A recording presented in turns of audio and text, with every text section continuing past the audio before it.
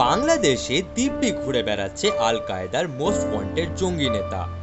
এমনই বিস্ফোরক দাবি করলেন শেখ হাসিনার ছেলে সজীব ওয়াজেদ জয়।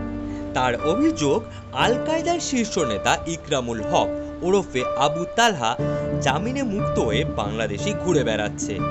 তাকে শনাক্ত করতে বা গ্রেফতার করতে বাংলাদেশ সরকার সক্রিয় নয় বলেও অভিযোগ করেছেন সজীব। রিপোর্ট অনুযায়ী এই ইকরামুল ভারতের এনআইএর মোস্ট ওয়ান্টেড তালিকাতেও রয়েছে। এই আবহে আশঙ্কা করা হচ্ছে সীমান্তের ওপারে ভারত বিরোধী জঙ্গি নেটওয়ার্ক আরও সক্রিয় হতে পারে। সঙ্গে এই প্রশ্নও উঠছে, বাংলাদেশ কি জঙ্গিদের নিরাপদ আশ্রয়স্থল হয়ে উঠছে? আপনার কি মনে হয়?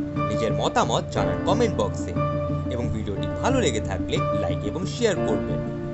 আর প্রতিরক্ষা ও ভূ রাজনীতি সংক্রান্ত বিষয়ে যদি আপনার আগ্রহ থাকে, তাহলে আমার চ্যানেলটি প্লিজ সাবস্ক্রাইব করবেন। ধন্যবাদ।